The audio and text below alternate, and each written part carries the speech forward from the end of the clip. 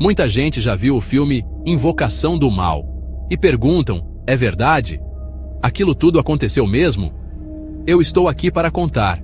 O cinema mostrou só uma parte. Uma espiadinha na escuridão. A família Perron viveu um pesadelo. Um pesadelo no qual nós, Lorraine e eu, entramos. A história deles é um lembrete arrepiante. O mal existe. Ele espera. Ele observa. E às vezes, ele se agarra em você. Esta é a verdade por trás do terror. No inverno de 1970, Roger e Carolyn Perron buscavam paz. Encontraram um casarão antigo em Harrisville, Rhode Island. A propriedade Arnold parecia perfeito para suas 5 filhas. Um lugar para crescer. Um lugar para serem felizes. Compraram por um preço bom. Bom demais para ser verdade, talvez. O vendedor deu um aviso estranho.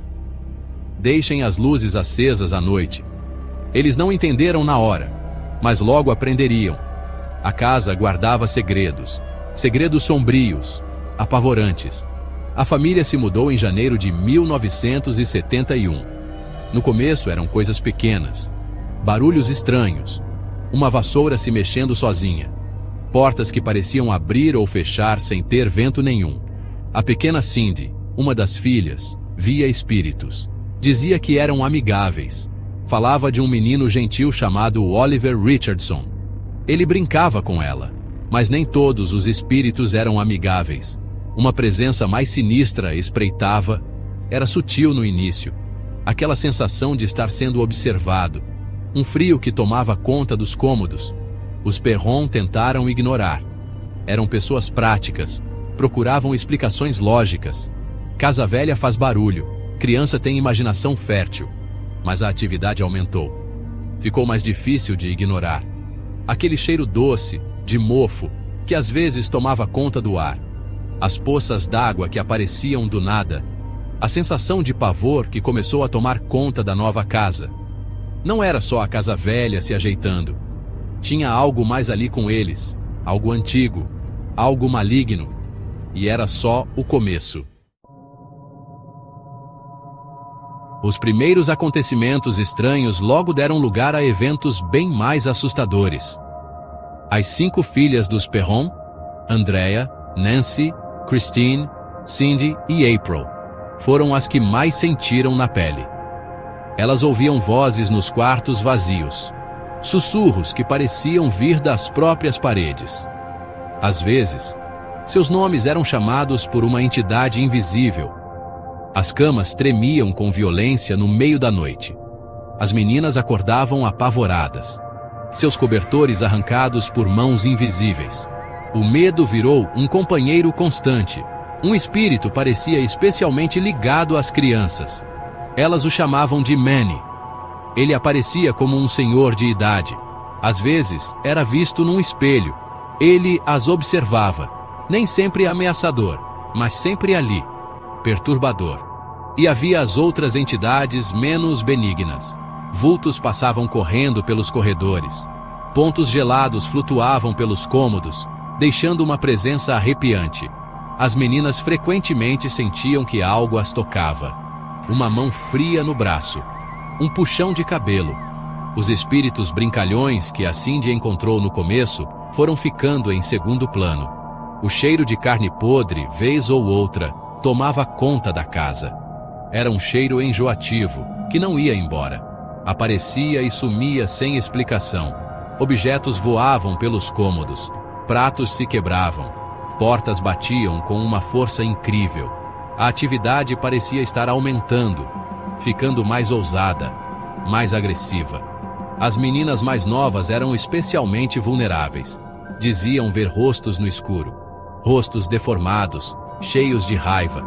O sono não trazia alívio. Os pesadelos não davam trégua. Carolyn, a mãe, também começou a sentir coisas. Ouvia seu nome ser chamado. Sentia uma presença fria atrás dela. Mas os espíritos pareciam se concentrar nas crianças inicialmente. Era como se estivessem testando o terreno, procurando pontos fracos. Aquela curiosidade brincalhona de algumas entidades tinha sumido. substituída por algo sinistro. A casa já não era um refúgio, era um lugar de terror crescente. A família se sentia presa, isolada em seu medo. Conforme a assombração piorava, uma entidade começou a se destacar, um espírito maligno. A família começou a ouvir falar de Bathsheba Sherman. Diziam os boatos que ela viveu na propriedade no século XIX. A lenda contava que ela era satanista, acusada de sacrificar o próprio filho bebê para o diabo, com uma agulha atravessando o crânio dele. Era uma figura sombria do passado, uma sombra pairando sobre a propriedade Arnold.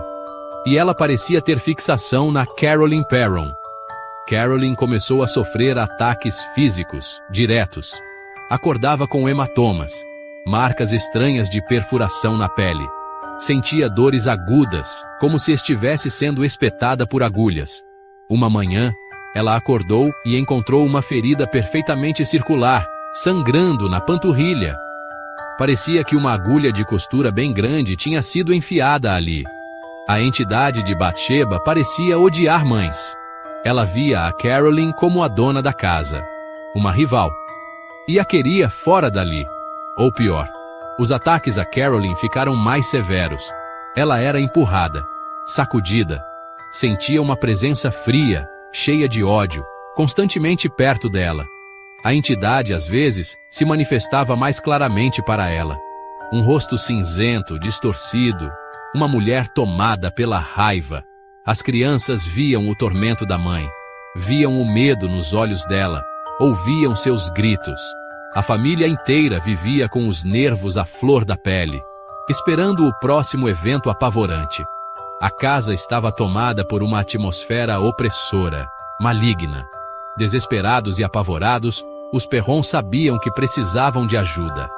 Eles tinham ouvido falar de nós, Ed e Lorraine Warren, investigadores paranormais, demonologistas. Eles nos procuraram. Um pedido de socorro contra o mal que tinha invadido a vida deles. Não sabiam mais o que fazer. O pessoal da igreja local não tinha ajudado muito, nem oferecido conforto. A escuridão na casa de Harrisville era forte demais, muito enraizada. Precisava de um outro tipo de intervenção.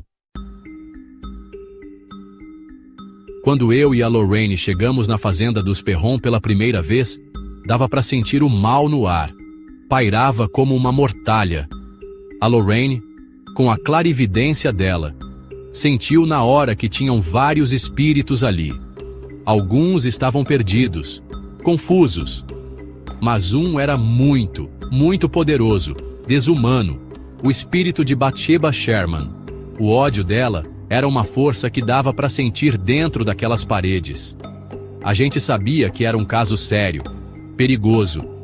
Começamos nossa investigação imediatamente, registrando tudo o que acontecia, entrevistando cada um da família. Fizemos várias sessões na casa, sessões espíritas, tentando falar com as entidades, para entender a natureza da assombração. Numa dessas sessões, a Carolyn Perron foi possuída.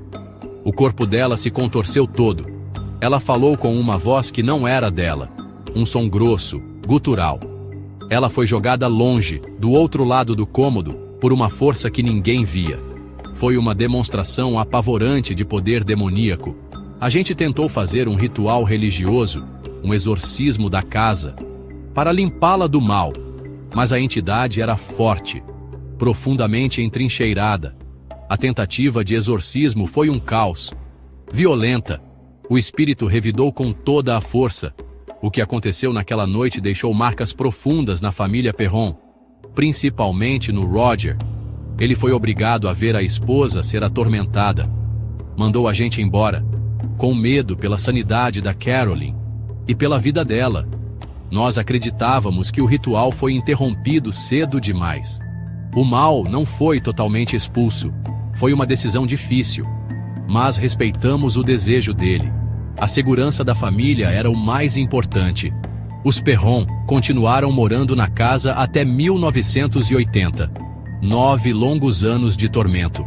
No fim, eles venderam, mas as cicatrizes ficaram. A história deles, O sofrimento deles virou a base para o filme Invocação do Mal. Claro que um filme resume, dá uma dramatizada, mas o principal ali é verdade. O terror foi real, o mal era real. Até hoje, tem muita gente que discorda sobre o que realmente aconteceu naquela fazenda, mas para a família Perron, e para nós, a assombração na propriedade Arnold foi uma realidade apavorante, uma prova do mundo invisível que existe ao nosso redor.